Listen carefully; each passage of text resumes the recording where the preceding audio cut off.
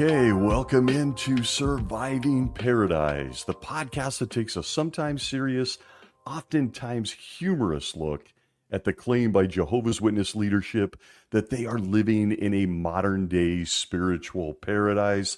I'm your host here, Stacy Bauman, former elder, ministerial servant, and a kid raised as a witness in the 70s and 80s. Boy, is that coming into play this week. As I do, a quick warning, trigger warning. We try to have some fun here. We try to heal. Each episode features sarcasm, humor, and my own brand of experience and observation. Please note, not trying to offend anybody. Please stay. What do I say? I mean, honestly, folks, what do we say? First, I'm coming off a few weeks of travel.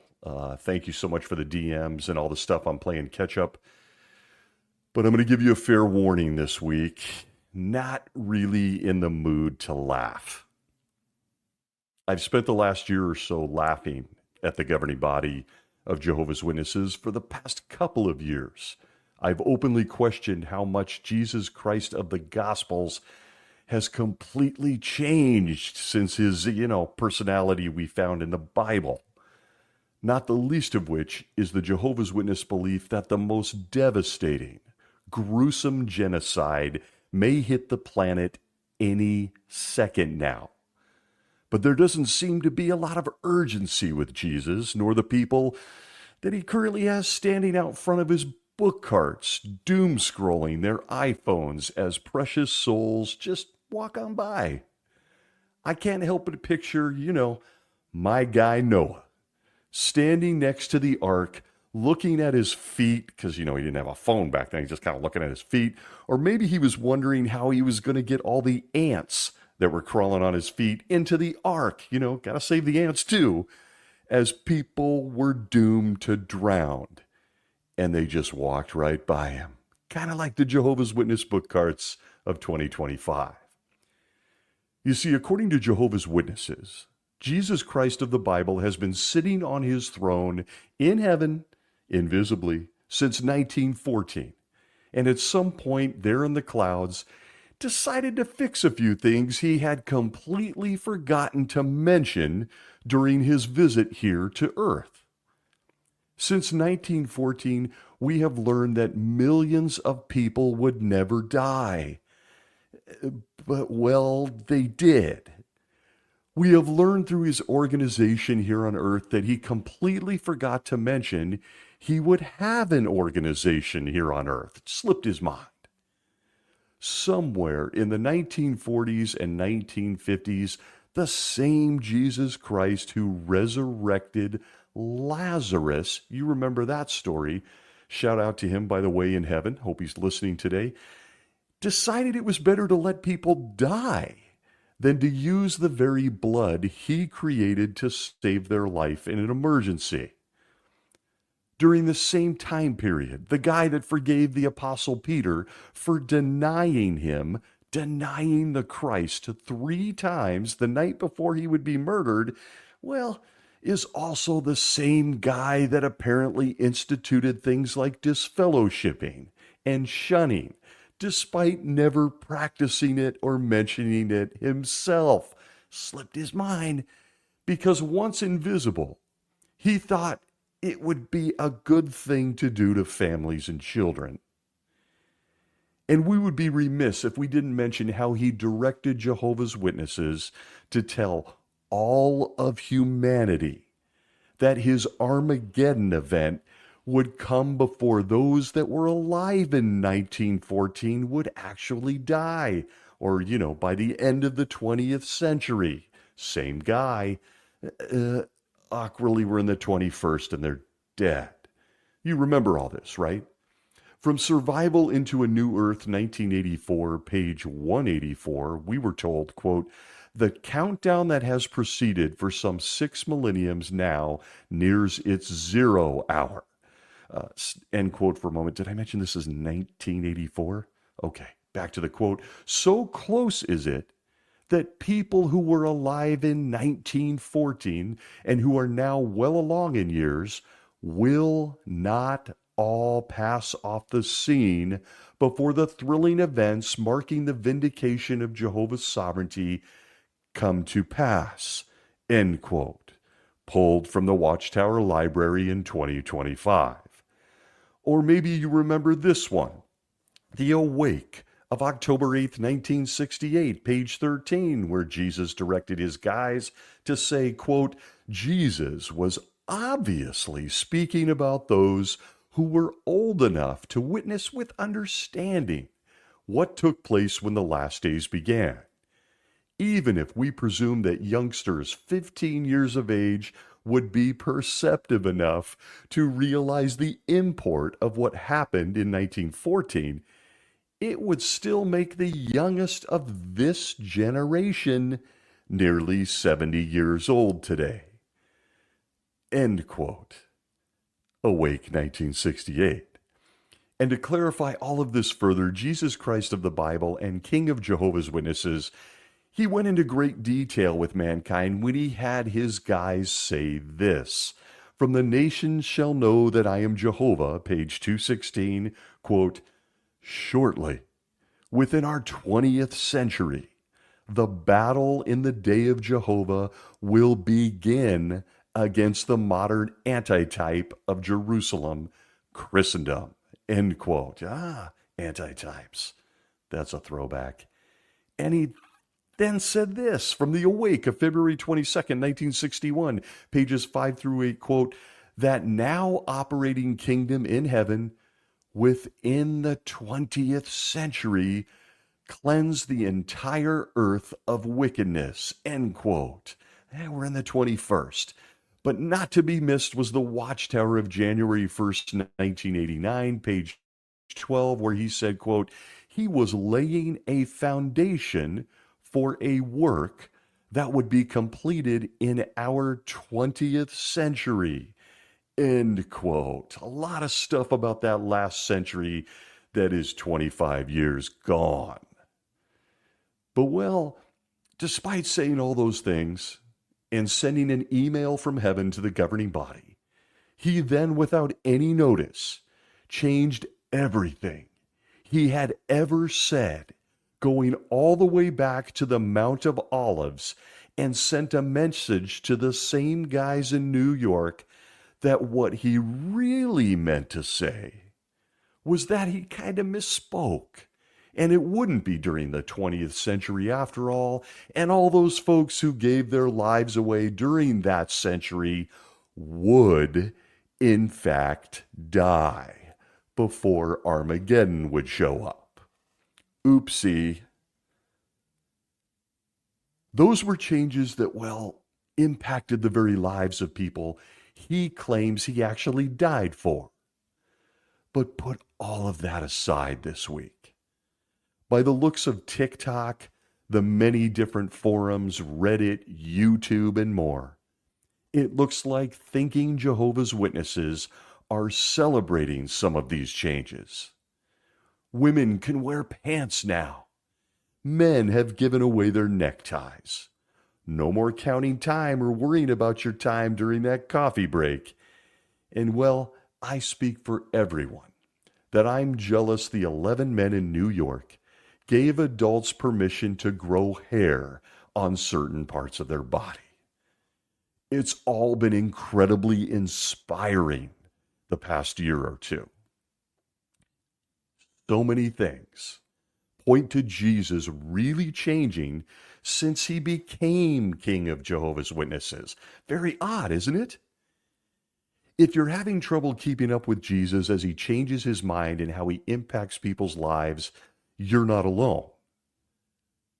But he's not done changing his mind, folks. Just days ago, while I was traveling, he did it again. And I know most of you already know this, but I'm going to warn you. It's big.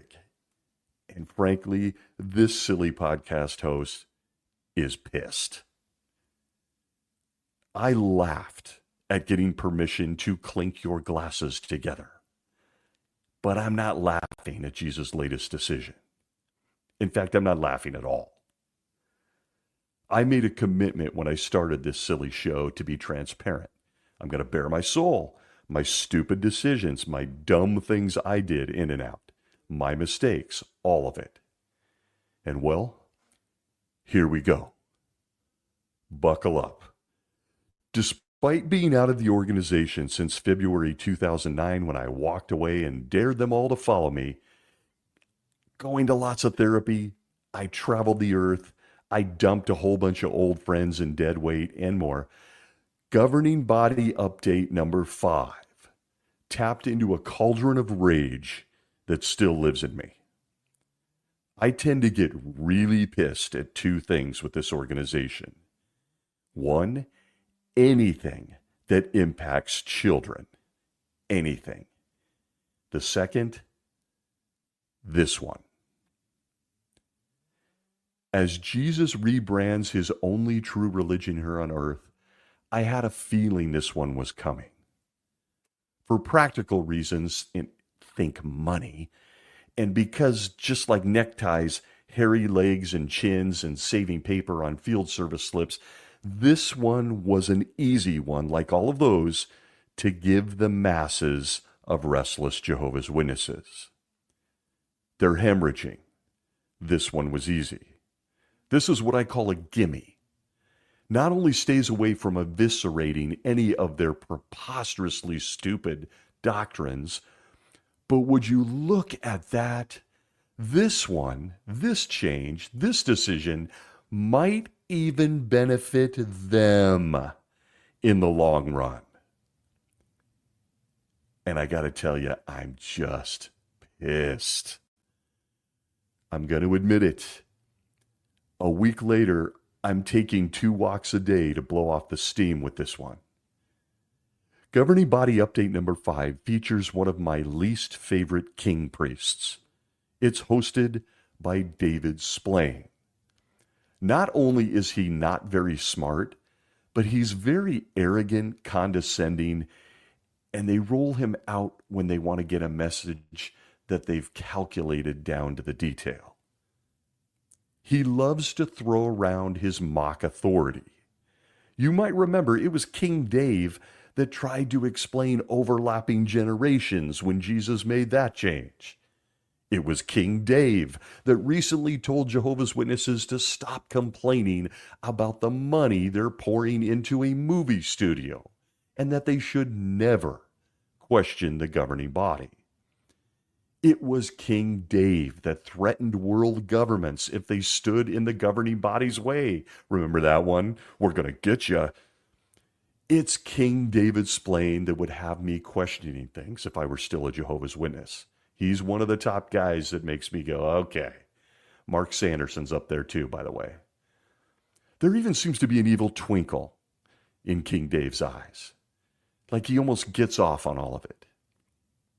And here he is, as host of yet another change from heaven. And I must say, he is the perfect mouthpiece for Jesus. He starts the update by saying he's going to talk, there it is, about secular education. He asks those watching if they're interested, and then he says, good. He gives a quick update on conventions, and I don't care about any of it at this point. He does give us all a preview of the 2026 convention theme, which will oddly be thematically built around what he says, eternal happiness. Oh, yeah.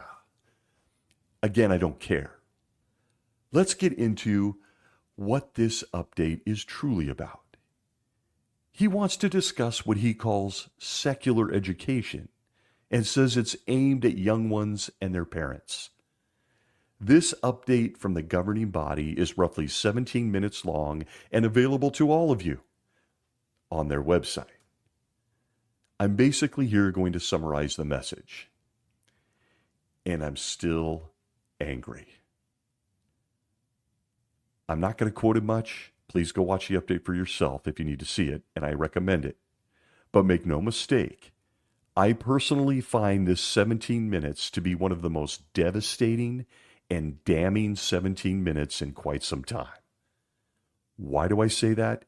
Because what King Dave says over the next 17 minutes stabs at the heart of millions of people. millions of people from past generations of Jehovah's Witnesses. It should not be taken lightly, especially since the sands of time will soon erase all the damage it has done. People will forget about this. They'll forget about their take on higher education. They'll forget about all of us that were impacted by it. It altered our lives. It changed the course of our lives. And it's something that I have to admit I still think about daily. We are all familiar with the concept of higher education, secular education, college, university, all of it. But it doesn't matter. He starts by insulting all of us again by defining what secular education means. I think we know, Dave. Should a Christian be pursuing additional education? And that's when my body tightened. He says he would like to use this update to clarify our understanding. Wait a minute. Brace ourselves. Clarify our understanding. It's been pretty clear for decades. Going back to the early 1900s, it's been clear. And I can feel the rage. I know what's coming. I accepted shaving my face for years. I am never going to accept losing out on time and personal potential. Not going to happen. What follows and spills out of this guy's mouth is disgusting. It's evil. And frankly, it condemns the governing body for what they truly are. Cult leaders. David Splain looks into the camera and asks, quote, "Is it appropriate for Christians to pursue additional education?" End quote. My jaw tightens so hard. He continues, quote, "Basically, whether to obtain additional education or not is a personal decision. So each adult must make his or her own decision on whether to obtain additional education." End quote. Since the late 1800s, approximately 1880 to today, 2025, there have been about 4 to 6 human generations of people, upwards of 6, that have been associated as Bible students or Jehovah's Witnesses. Many and most are gone. Those still here may be feeling like I do. And I'm always transparent. The trauma of hearing this hit me so hard, I went into the bathroom, I fought back a few tears, and I leaned over the toilet and I threw up. Yeah, I got some work to do. Therapy's a good thing. The anger is real. If you're thinking I'm being dramatic, so be it. I kind of am, I guess, but it's the truth. That rush of pain, that rush of helplessness, just a flood of unbelievable emotions hit me all over again. And it was very strange and visceral. I miss no one from Jehovah's Witnesses, including extended family or friends. I just don't. I never did. I miss nothing about Jehovah's Witnesses, and I never have. It was all really damn easy for me to leave. But this announcement, I'm absolutely sick about it. For the better part of 3 centuries, from the 19th century to the 21st century, this organization has discouraged, vilified, and took a dump on anyone that would even consider college, university, or higher education. I've never understood how anyone on earth can sit back and watch kids die during medical emergencies when they can save them, or watch older ones pass away without seeing the paradise earth they'd invested their entire lives in, or how a Jehovah's Witness can stand in front of a book cart knowing innocent people have been harmed when they were children in their own organization, or, my God, how a parent can shun their child. I am never going to pretend to understand those evils. But this one, Governing Body Update 5, Go to College, this hits at some strange visceral level for me. They have always vilified secular education, including grade school, junior high school, and of course college. Education has always been a hot topic. It's in their library, and before they shut that damn thing down online, go look, because I think that's coming soon too. I've had an entire episode about it.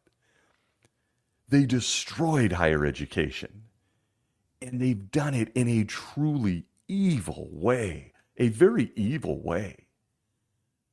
They couldn't point to Jesus flipping over lab desks at Jerusalem's top university because he didn't. They couldn't point to one of the 10 Commandments saying don't get higher education because it isn't there. They couldn't point to my guy Noah yanking one of his sons out of school because he needed help capturing a couple of orangutans. They did it by vilifying it inside their mystical, subtle culture. They did it by shaming people, by questioning if you really love Jehovah if you're going to school. They called your spirituality into question because wanting to go to school proved you were selfish, you were materialistic and greedy, or maybe you didn't believe this was the last days, and in fact they weren't. Their evil, controlling ways have been well established from the beginning. College was a decision only Satan would make, after all. They embedded the disdain for higher education in their organizational culture. Jesus forgot to mention college or higher ed when he was here, so they had to bake it in their way. They reinforced how bad it all is with publications, dramas, videos, experiences, talks, and more. Hell, they're literally, if you can believe this, they are literally vilifying higher education at this summer's 2025 Pure Worship Convention going on at this very moment.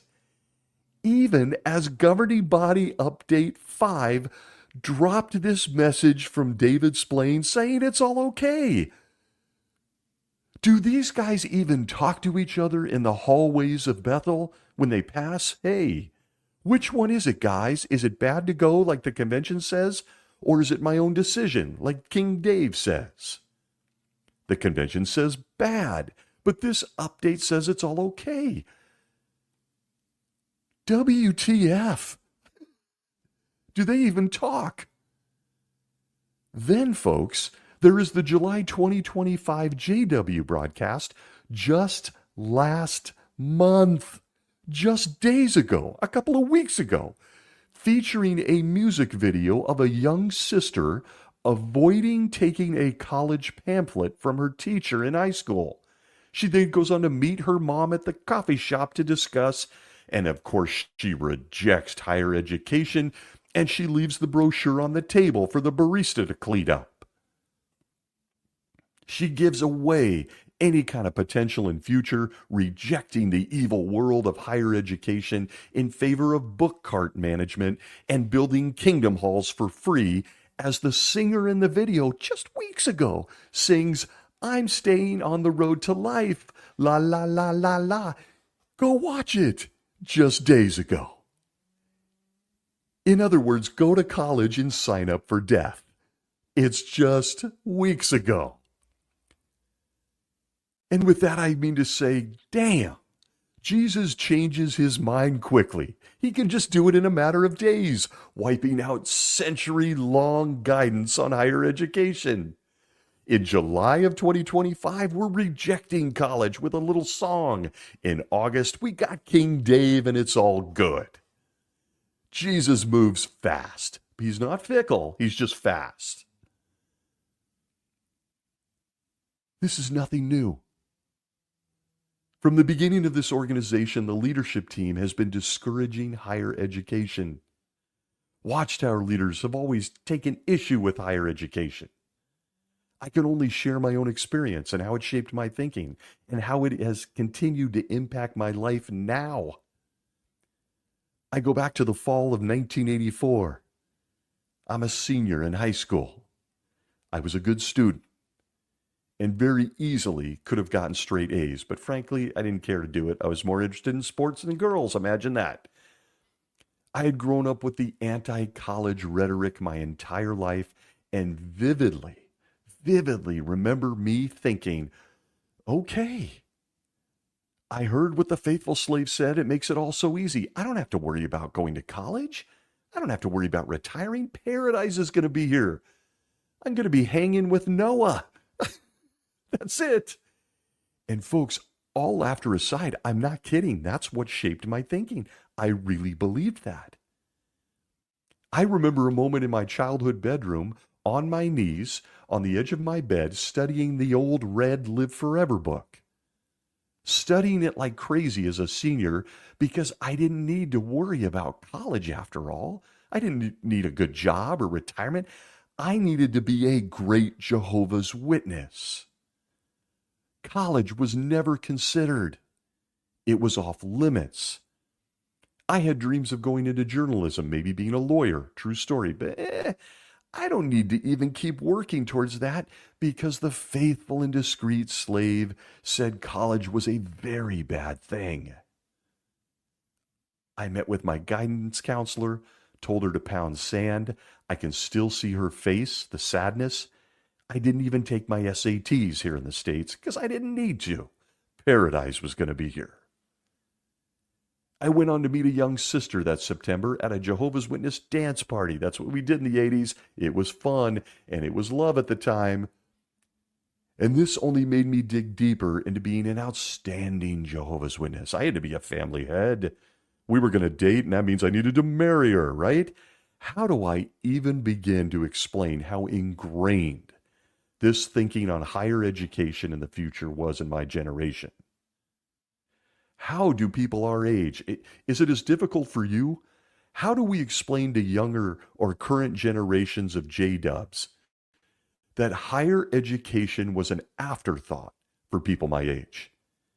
It simply wasn't allowed. And if you did it, like they're saying you now can, you were marked and you were looked down upon in the congregation. So what happened? I obeyed. And at 58 years old, I'm still paying for it. Daily. What's even worse is that I was an elder, and I raised my first son to think the same way. I don't want to get into how college isn't a guarantee of success in this world, or student loans, or come on, man, is it really that big a deal? Or the dangers you might find at the local sorority house. Forget it. Not going there. It wasn't an option for us anyway. And it left many people just like me at a decided disadvantage as we moved through adult life. But folks, Jesus of the Gospels, he's on the move again. That's all changed in the last week or so. 11 strange men in upstate New York have moved from giving you permission to grow hair on your body to giving you permission to get educated.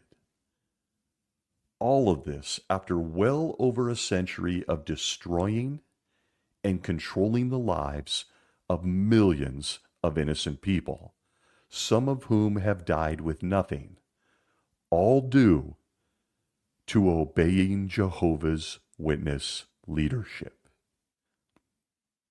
I'm going to share a few examples because inevitably there are going to be Jehovah's Witness apologists that for bizarre reasons listen to this. I'm hoping it's because they're curious or want to argue all of this and say that we misunderstood what the faithful slave said for decades. These apologists, the majority of which will be much younger than me and weren't around between 1970 through the 2000s, they will claim it's always been a conscious matter. Or they have commanded that they've never commanded that we don't go to college. They've just discouraged it. And they would be partly right. And that's where the evil lives. They can't point to Jesus saying to do this. It wasn't around. They baked it into the culture.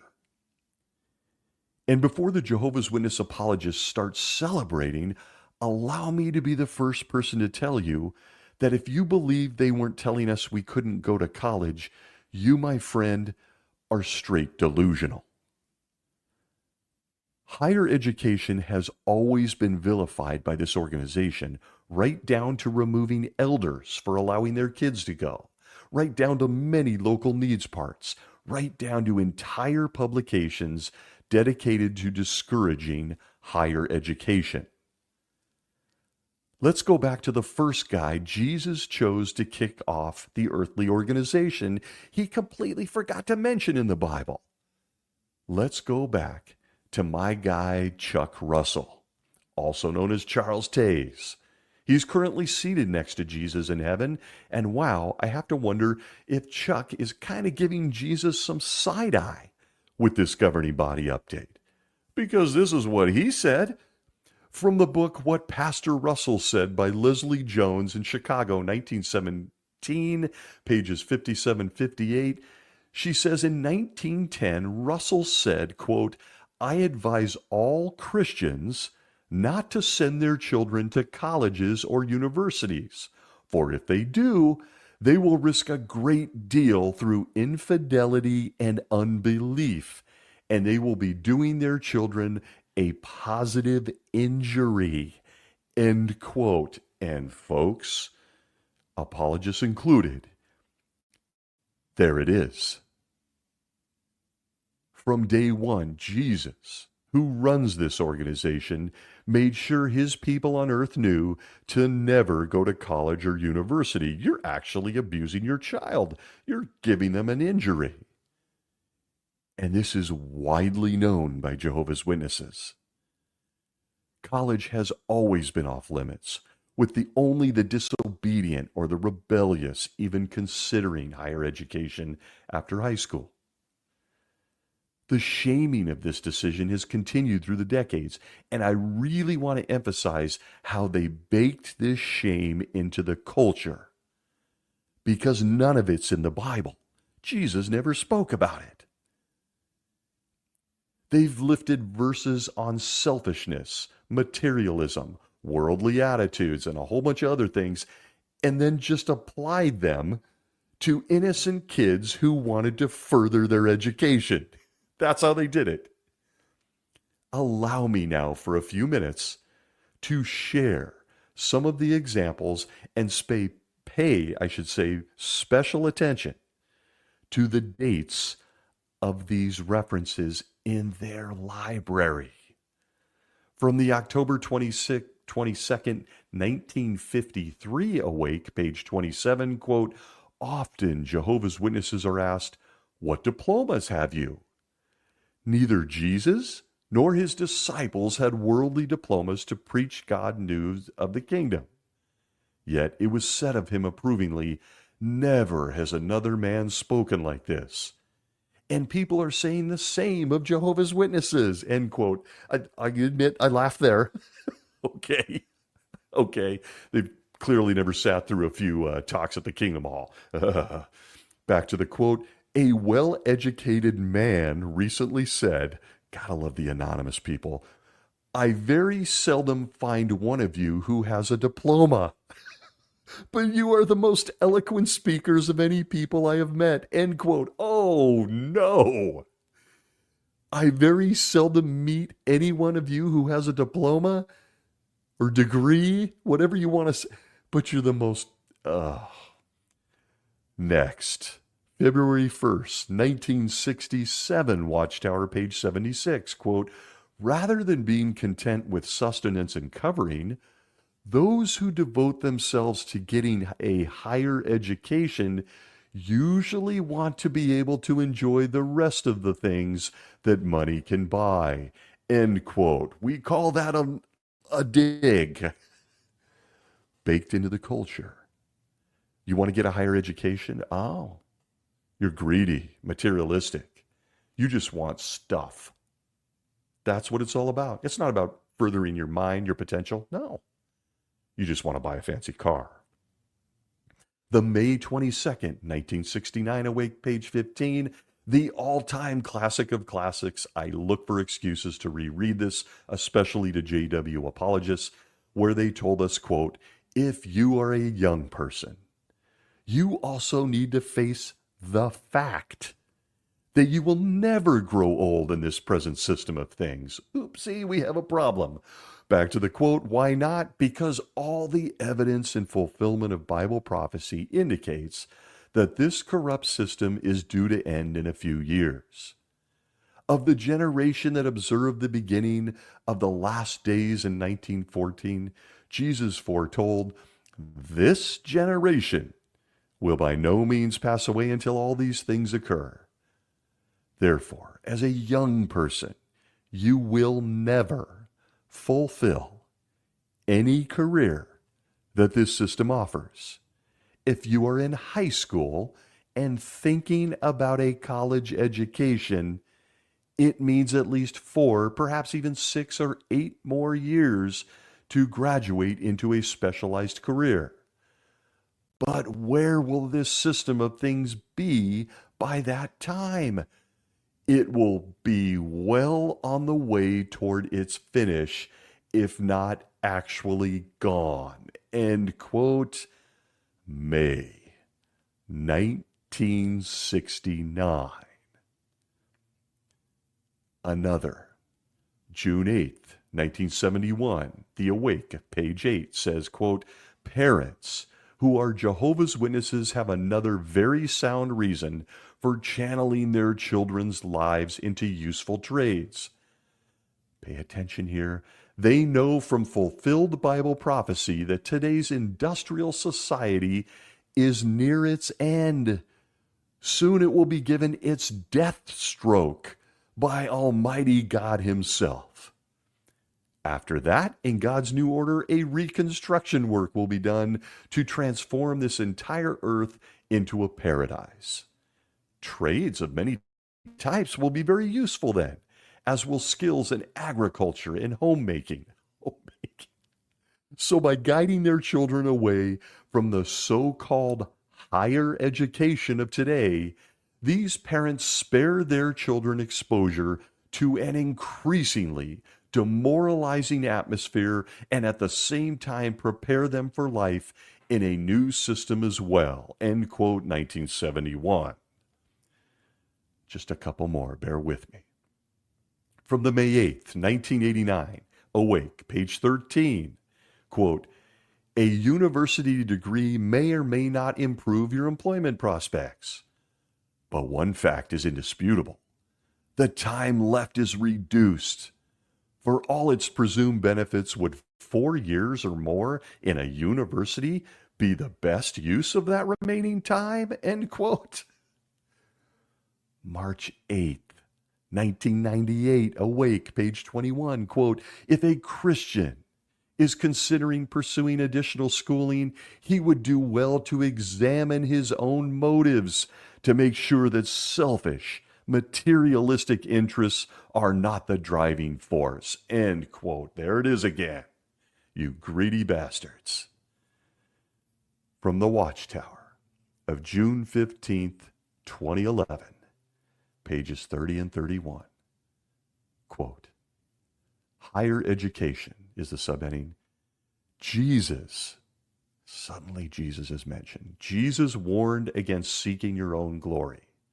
Whatever you decide as to how much secular education you will obtain, have you made sure of the more important things? Gregores, the computer programmer, made some changes in his life. He said, taking seriously the advice of the elders, I simplified my life. I realized that I did not need to further my secular education. That would only rob me of time and energy. Gregores got more involved in congregation activities. In time, he graduated from what is now called the Bible School for Single Brothers. Yes, he bought out the time to further his divine education. End quote. There are so many more. But did you notice something?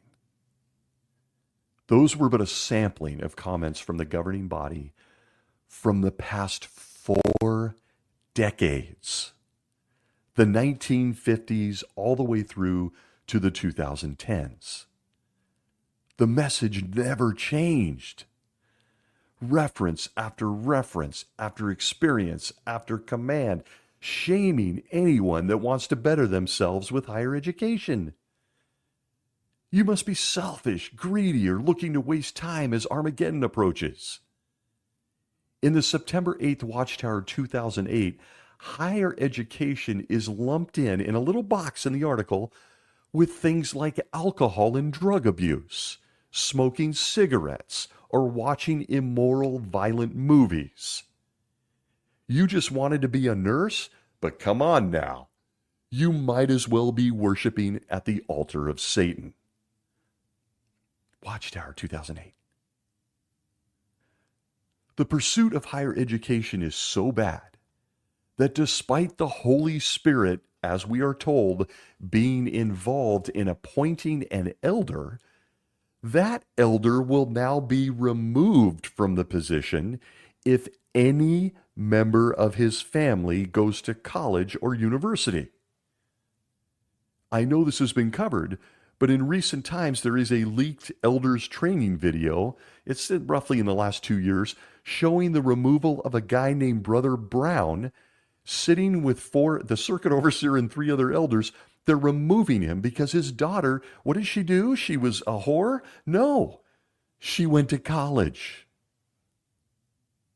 No one ever stops to ask, hey, wait a minute, wait a second, I'm putting a couple of brain cells are firing here. What happened to the Holy Spirit choosing this guy? Didn't he choose him to be an elder? Was the Holy Spirit off that day? Is Jesus wrong? Why did he choose this guy? A man does not qualify to shepherd others if he allows someone in his family to get further education. And folks, it's in the Shepherd the Flock of God book, the not-so-secret Elder's Handbook, that especially the women can't see. It's filled with wisdom. Right there in chapter 8, the number 30 subheading, he or a member of his household pursues higher education is the title. It says this, quote, if an appointed brother, his wife, or his children pursue higher education, does his life pattern show that he puts kingdom interests first in his life? Does he teach his family members to put kingdom interests first? Does he respect what has been published by the faithful slave on the dangers of higher education? End quote from him. Whoa, you mean the faithful slave has been publishing anti-higher education material? Did they just admit it? Back to the reference in the Flock book, quote, do his speech and conduct reveal that he is a spiritual person? How is he viewed by the congregation? Why is he or his family pursuing higher learning? Do they have theocratic goals? Does the pursuit of higher education interfere with regular meeting attendance, meaningful participation in field service, or other theocratic activities? End quote. There it is. There it is. The secret book. That's right. A man you once believed was an asset in protecting the congregation now has his entire character called into question because one of his kids have grown up and they want to go to college. From a lifesaver to a loser in one decision. From a guy judging you and me in the congregation to a guy being told he may not be very spiritual at all because his kid wants to go to college. And if you have some brain cells firing, you have to wonder, wow, that Holy Spirit stuff that appointed him, that Jesus is the head of the congregation thing and he appoints elders and the angels are involved in all that stuff, that stuff doesn't work really all that well, does it? It's pretty finicky. And then, just days ago, folks, all of this changed. We're all expected to believe that Jesus suddenly decided going to university is okay. And as David Splain says in this update, not even the elders have the right to question your decision. Please go watch him. Oh my. Are we getting a new elders handbook at the annual meeting? Something's got to give. They were removing guys for this. Now they can't even question you. And as I watched this and paused it and rewatched it, this is what pops into my weird head. According to the World Health Organization, an estimated 10,000 children under the age of 5 die from hunger and malnutrition every day. But Jehovah's Witnesses are to believe that Jesus Christ of the Gospels and current king of his organization, well, he isn't paying attention to those dying kids. He's been in deep thought about student aid, scholarships, or what your SAT scores are. And would you look at that? He decided that young Jehovah's Witnesses can go to school after all. And all that stuff going back decades that his faithful slave has been saying about the last days, about reduced time, it's here, it's on the doorstep, and satanic frat parties, well, it's not that big a deal after all. Can you imagine? And I found myself wondering what a thinking Jehovah's Witness is pondering about all of this. Are they okay toasting? Did they toast? They may be my age and didn't go to school, but they landed on a good career and it's not very upsetting to them. That's possible. We know wealthy Jehovah's Witnesses. But a question, let's say, just for those Jehovah's Witnesses, the wealthy ones who managed to have a career, who didn't go to school. A question. Put the school stuff aside. What does this new light and the fact that they can now go to school, to university, what does it indicate to you about Armageddon and where we are in the stream of time, including what they call the last days? We are building movie studios, and we're now apparently sending people to college. And if you're a Jehovah's Witness, serious question, what exactly is it that you now believe in? Are we in the last days still right now or not? Is the time indeed left reduced?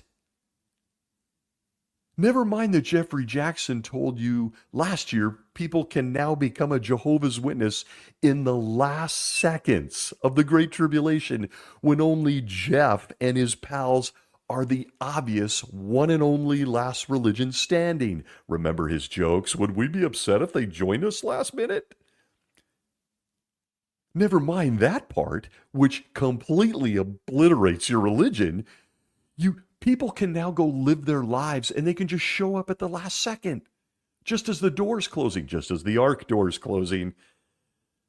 That in itself is wild enough and it destroys any and all reason to be a Jehovah's Witness every day. It destroys it. But aside from that obvious point, what exactly do Jehovah's Witnesses believe in at this point? What is the core reason to be a Jehovah's Witness?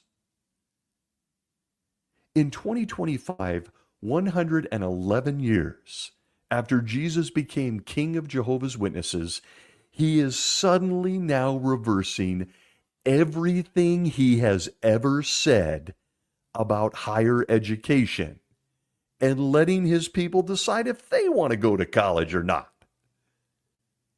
And my brain wonders, how does that make sense in the context of the rest of his doctrines? Trust me, many Jehovah's Witnesses could care less about this news, and the apologists will make excuses, without ever giving 2 seconds thought to the fact that these men just admitted to your face that they plan on this world being here for a long, long time. It isn't going anywhere. Armageddon? Heh. So if you want to go to college, that's up to you now. They seem to be working diligently to completely obliterate their own religion. Not a lot of sharp tacks in that box. We've got last second conversions during the Great Tribulation, rendering life today as a Jehovah's Witness completely unnecessary. I'm here for it. Argue with me. And then they double down by saying you can now go to college if you want. Folks, the message is clear. We aren't going anywhere. We're going to be here. Pitch your tents. It's going to be a while before you get that paradise thing in the fruit bowl along with your society-issued khakis. We're not going anywhere. If you ever wanted to see the motives of the governing body, they're on full display now. They're on video. Build that studio. Keep doing this. You can see the motives of these men. Send us reoccurring payments. Hey, it's okay, grow a beard. Clink a glass. Go to college. Wait it out and decide to join us when we are the only religion left standing at Armageddon. Gotta tell you, Jesus has sure changed. He has changed completely since becoming a Jehovah's Witness, their leader. Everything this organization is doing since COVID is strategic in nature. Please give it some thought. Every move is strategic, and there's no force, there's no Holy Spirit, there's no angels hovering over their heads. Think about it. From Toni Morris completely disappearing, to beards, to college. And I'm here to remind anyone listening that I do not think they're done yet. I truly expect something big, and I mean big, during this year's annual meeting. It's just a few weeks away, folks. Something big is coming.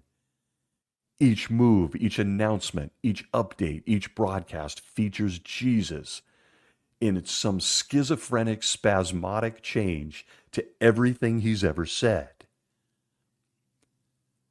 But for me personally, the truly sick, and I do mean sick part of this latest new light is their overt, gross lack of remorse for how they have damaged so many lives.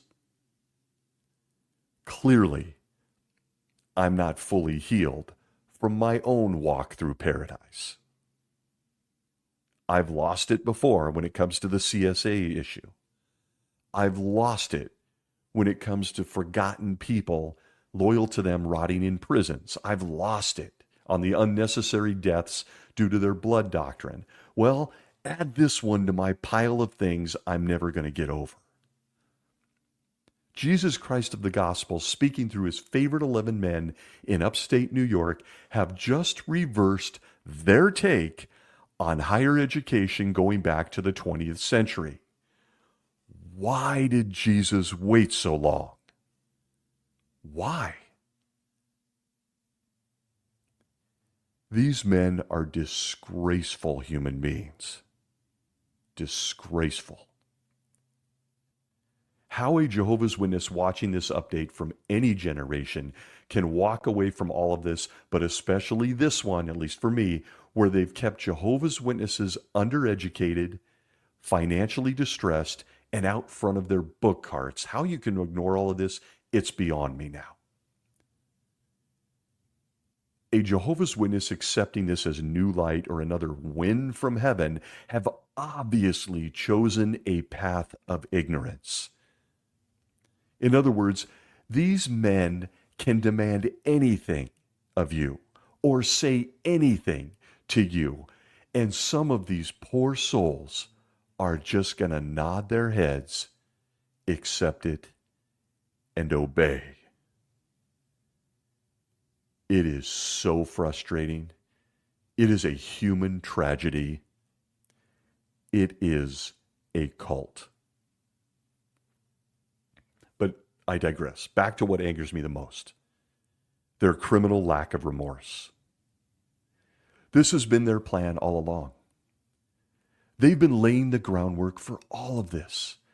In a now famous, infamous moment that only serves to prove my point, governing body member and future king priest Jeffrey Winder set the tone for all of this and more at the 2023 annual meeting when he said, you might remember, quote, "We are not embarrassed about adjustments that are made, nor is an apology needed if not getting it right previously. And also, the governing body is neither inspired nor infallible, so it can err in doctrinal matters or in organizational direction."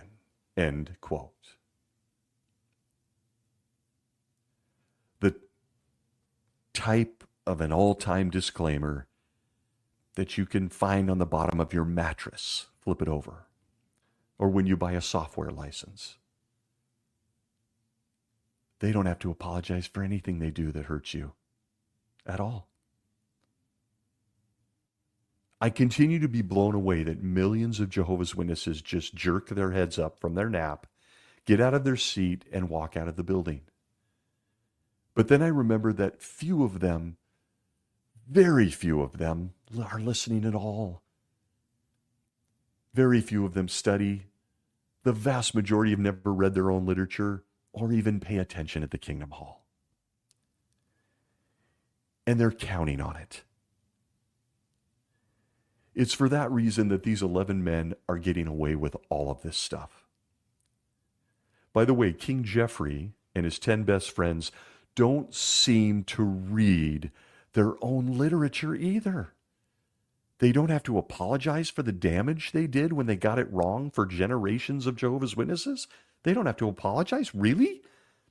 From the Watchtower of November 15th, 1993, page 30, Jeff and his friends said this, quote, "Admitting mistakes and making sincere apologies will also help Christian elders to work together harmoniously and to show honor to one another.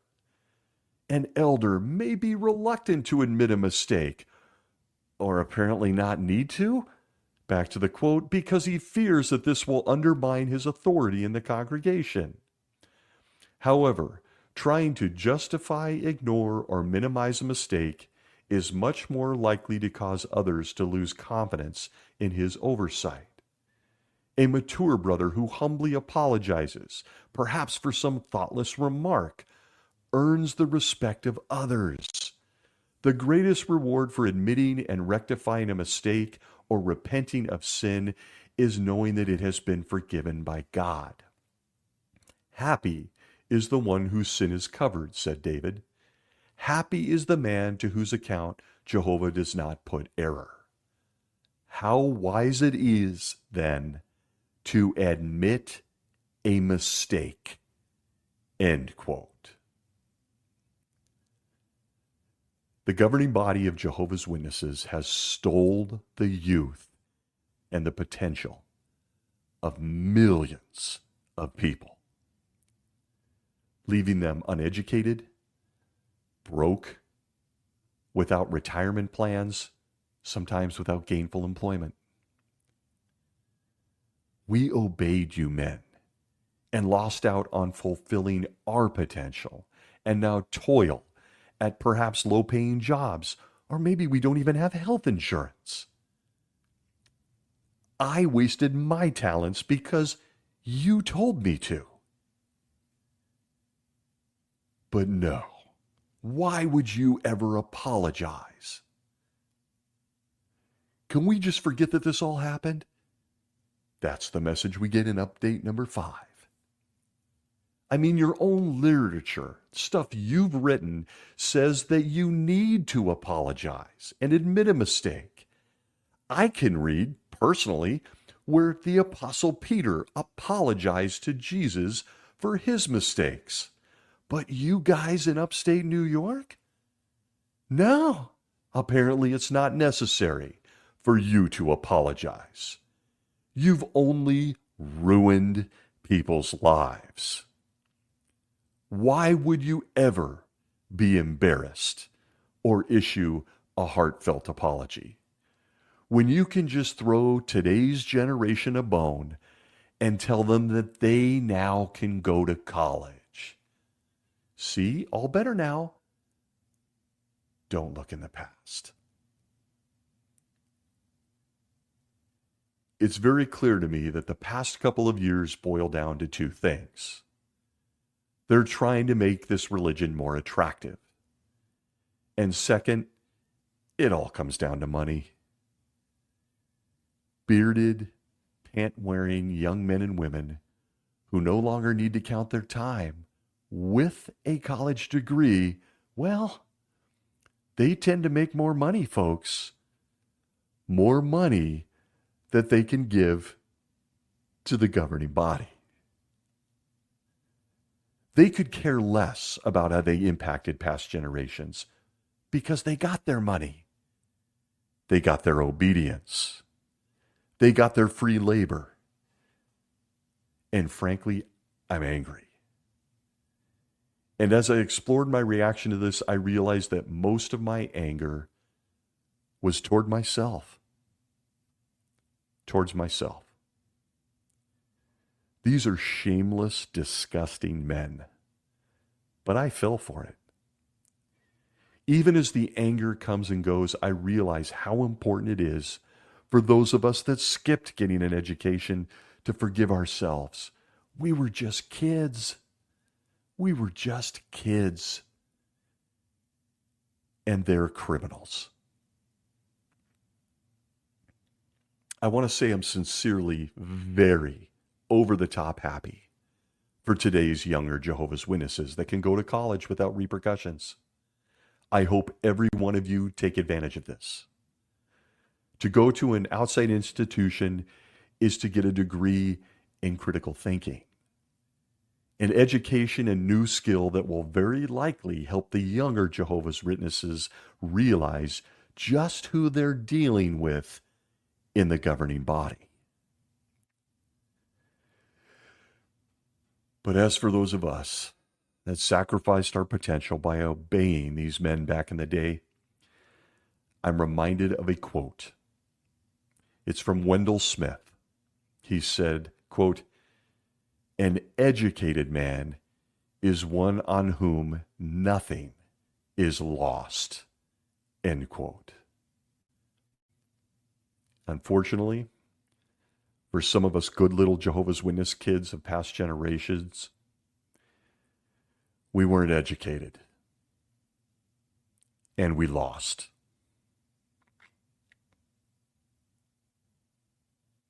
I want to thank you for joining me this week.